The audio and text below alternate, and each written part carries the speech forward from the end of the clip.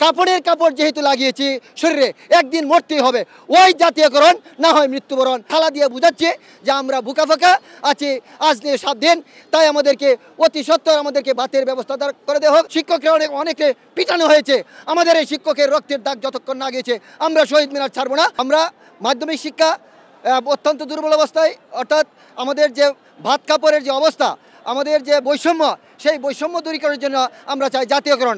আমাদের নাই চিকিৎসা ভাতা, আমাদের নাই বাড়ি ভাড়া। আজকে প্রাথমিক বিদ্যালয়ের শিক্ষকরা বাড়িতে থেকে শিক্ষকতা করে এরা 45% বাড়ি ভাড়া পায়, কিন্তু আমরা দুঃখের বিষয় ওয়ালটন এখন দেশের সীমানা পেরিয়ে পৌঁছে গিয়েছে 50টিরও বেশি দেশে। ওয়ালটন, ঘরে ঘরে বিশ্বজুড়ে। আমাদেরকে কোনো সরকার এই জাতীয়করণের ব্যবস্থা করে না, প্লাস আমাদের যে বাড়ি ভাড়া সেটারও ব্যবস্থা করে না।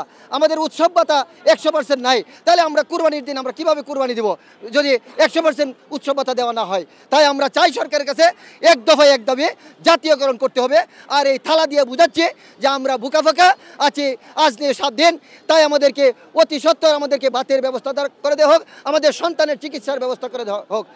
অর্থাৎ কাপড়ের কাপড় যেহেতু লাগিয়েছি শরীরে একদিন মরতেই হবে, ওই জাতীয়করণ না হয় মৃত্যুবরণ, না হয় যাই করবে সরকার।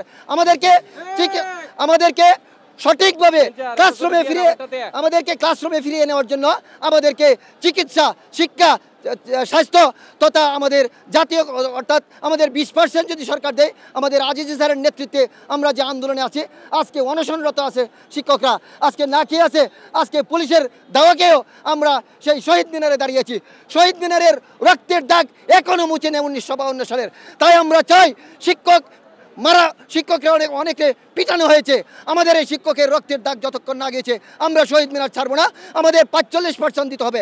আমরা চেয়েছিলাম আমাকে 20%, যেহেতু সরকার 20% দিবে না, আমরা এখন জাতীয়করণ চাই।